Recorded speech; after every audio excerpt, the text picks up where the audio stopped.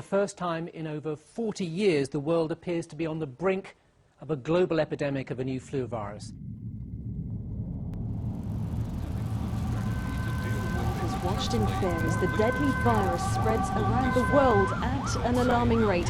A huge proportion of deaths are among healthy young adults under 45. Ultimately, pandemic flu response will involve everyone's cooperation. The global pandemic alert status has been raised to phase 5. It's a warning to the world's governments that time is short. So the federal government has made no final decision on whether to vaccinate. Already spanning the globe from Asia to Europe and America.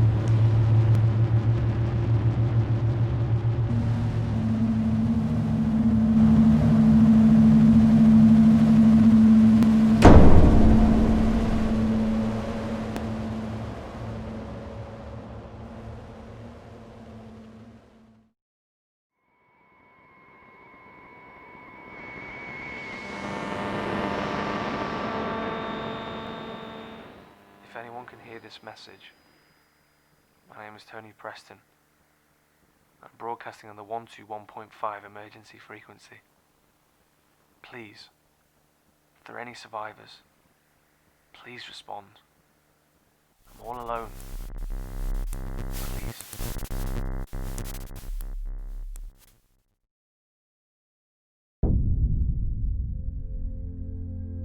Everybody's dead.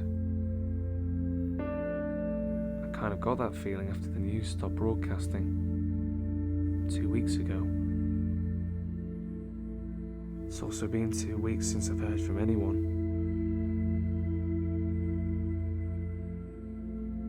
When all this started, I was getting calls every 5 minutes. And then nothing. Seemed as though everything decided to end. All at the same time. The news updates, the radio transmissions, the sirens, screams. They all just stopped. Now everything's quiet. Before the news stopped, the reports were saying something about a mutated virus. Whatever it was airborne, and it was fatal. So here I am, quarantined, confined, isolated in my own apartment. Who am I kidding?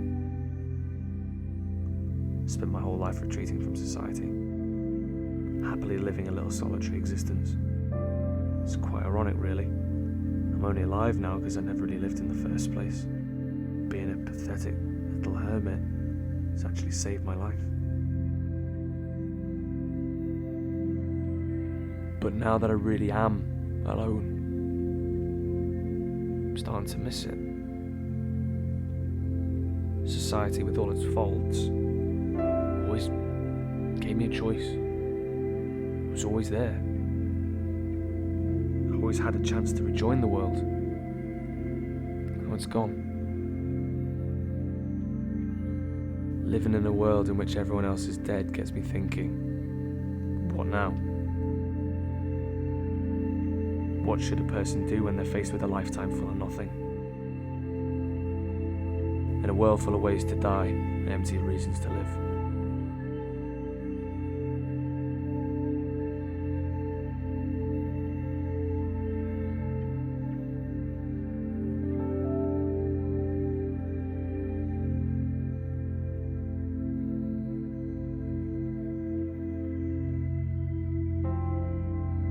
Perhaps that person should consider relinquishing all possibility of being consumed by that world.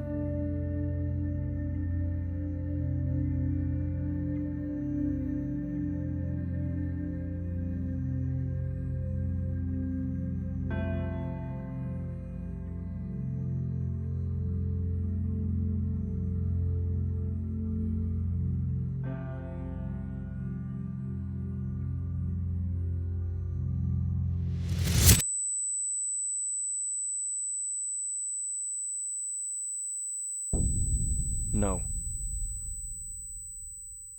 This room is already my cell. I won't let it become my tomb.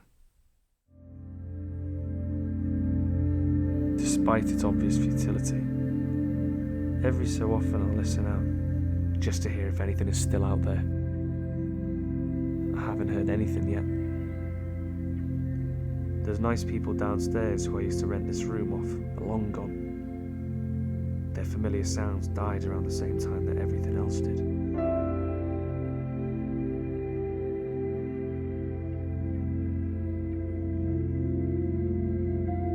Electricity will soon stop.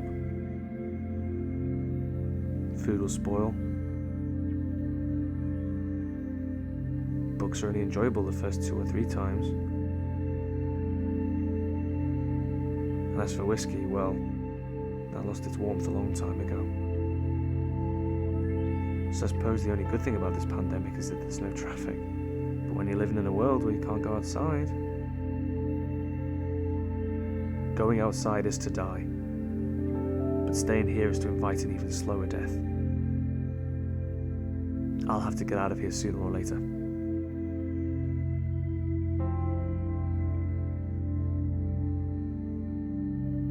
The last thing I see could either be these 4 walls, the barrel of a gun, or it could be the sky, the trees. I could feel the wind on my face just one last time.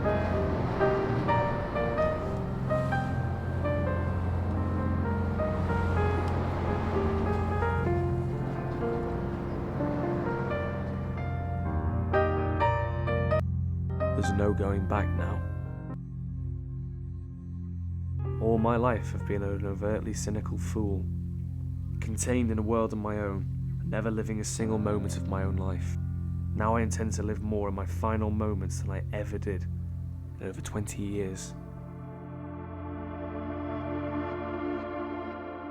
They're all dead. Everyone. Acquaintances, neighbours, relatives, all of the meaningless faces. Gone. And they're waiting for me. For the first time in my life, I go with happiness to join the rest of the world. I won't be alone anymore. Hello? Hello? Tony? Tony, are you there? This is Mike. Mike Patterson. Search and rescue team. We received your transmission. Where's your current location, over?